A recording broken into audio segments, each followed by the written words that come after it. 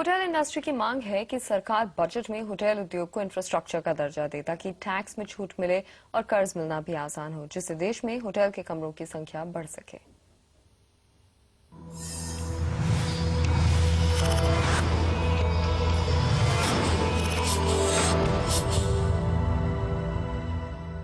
आज हमारे साथ दिल्ली की होटल कंपनी एशियन होटल्स है और बैंगलोर की कंपनी रॉयल ऑर्किड है।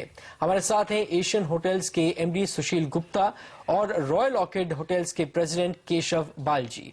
आप दोनों का ही स्वागत है। मिस्टर गुप्ता, मैं आपसे समझना चाहता हूं सबसे पहले एक जो चीज होटल इंडस्ट्री की विशलिस्ट में है वो है इंफ्रास्ट्रक्चर स्टेटस देना होटल इंडस्ट्री को। इस बजट पे इस पर कितना जोर होगा?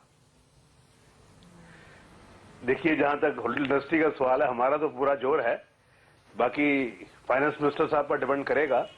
लेकिन बेसिक ये चीज है कि जो होटल्स हैं they are part of infrastructure. तो हमारी जो एक बड़ी ये जायज डिमांड है कि ATIA में होटल्स भी इंक्लूड कर लिए जाते हैं, तो होटल इंडस्ट्री को नई कैपेसिटी क्रिएट करने में बहुत बूस्ट मिलेगा। तो सबसे बड़ी चीज आज कंट्री में कैपेसिटी की कमी है। सिर्फ 1,30,000 रूम्स हैं जो ऑर्गेनाइज सेक्टर में, और इसको कम से कम अगले 5 सालों में 2.5 लाख ले जाने की जरूरत है। अगर हम कहीं कंपेयर करें इनको बाकी एशियन मार्केट से, चाइना में हर साल कम से कम 20-25,000 रूम ऐड होते हैं। हमारे यहाँ कुछ एडिशन ही नहीं है, तो जरूरी है कि ये ATIA में इंक्लूड किया जाए। एंड स्पेशली जो रिजर्व बैंक ने भी इसको अब रियल एस्टेट से डीलिंग कर दिया होटलों को। ऑलराइट, केशव, आपसे समझना चाहेंगे इंफ्रास्ट्रक्चर का स्टेटस होटल इंडस्ट्री काफी दिनों से मांग रही है, लेकिन इसके बेनिफिट्स क्या हैं जो आपको दिख रहे हैं? एक बेनिफिट है कि लोन रेट्स कम हो जाएंगे, लोन के टेन्योर्स ज्यादा हो जाएंगे, also electricity water rates will come down. तो काफी सारे बेनिफिट्स है। और मिस्टर गुप्ता सही कह रहे हैं कि अगर इंफ्रास्ट्रक्चर स्टेटस हमें मिलेगी तो development will go up, and the current hotels which have got stalled in development, those will restart. So that will really help, the capacity coming up. अभी आप फिलहाल कितना टैक्स देते हैं और कितना, अगर आपको इंफ्रास्ट्रक्चर स्टेटस मिलता है तो आपको कितना बेनिफिट मिलता हुआ दिखाई देगा, Balaji? Actually, it's not a tax benefit really from that standpoint. It is going to increase the loan tenure. अभी हमें 8 साल की लोन मिलते हैं. I mean, with infrastructure status, it can go up to 15 years. That will almost bring your EMI down by 40-50%. When you pay the banks the loan. So that will help the viability of hotel projects which are currently stuck. और electricity rates, हमें right now we play industry rates, we play commercial rates, and if we get infrastructure status and we start to pay industrial rates, so उसमें भी काफी बचत होगी।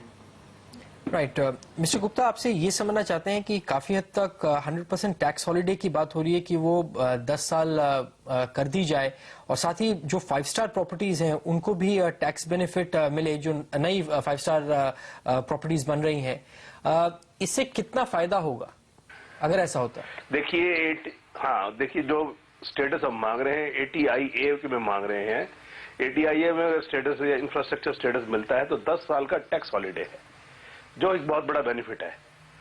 जैसे अगर पीछे जब ATHHD शुरू हुआ था तो होटल कैपेसिटी काफी इंक्रीज हुई थी, क्योंकि हमारे पास और we had money in our hand which we could deploy to create more capacity.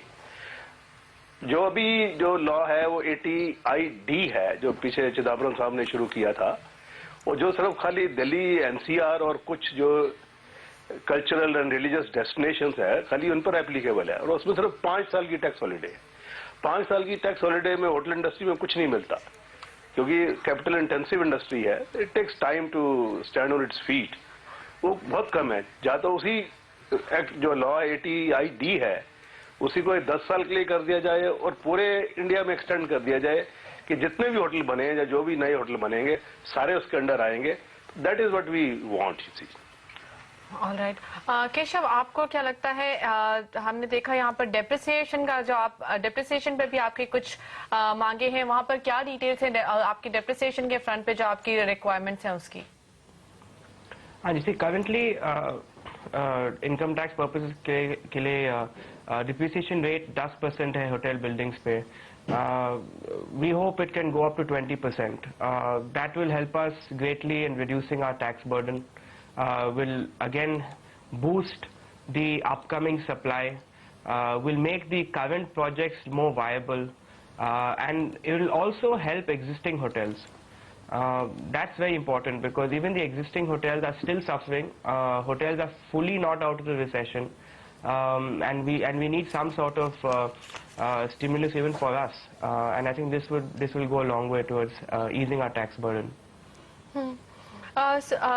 Mister Gupta, यहाँ पर ये समझना चाहेंगे कि ये सारी बातें तो ठीक है, आप कुछ इंफ्रास्ट्रक्चर में चेंजेस, आप अपने फंडामेंटल्स में कुछ चेंजेस आते हैं, लेकिन एक बहुत मेजर फैक्टर है डिमांड का. क्या आपने डिमांड पिकअप होते हुए देख लिया, और गवर्नमेंट से आप किस तरह की डिमांड रखेंगे कि वो आपकी डिमांड को बूस्ट करने में मदद कर सके? गवर्नमेंट का जिसे जहां तक डिमांड का सवाल है, नवंबर 2009 से डिमांड में इंक्रीज हुआ है, 10 से 15% का इंक्रीज है.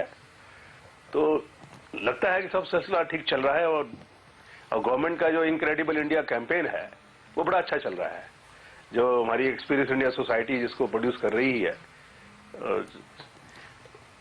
उसको अभी जो फिल्म बनी थी इनक्रेडिबल इंडिया पर जो लेटेस्ट थी, उसको इंटरनेशनल ग्रैमी अवार्ड भी मिला है, सब कुछ मिला है. तो गवर्नमेंट तो अपना काम कर रही है, जितना गवर्नमेंट बूस्ट कर सकती है. The only thing what we expect from the government is to improve the infrastructure.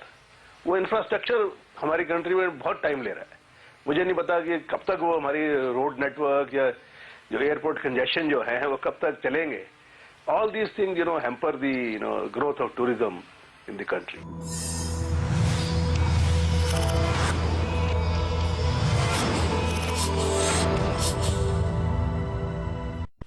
और आवाज समाचार में फिलहाल इतना ही. हमें दीजिए इजाजत. नमस्कार.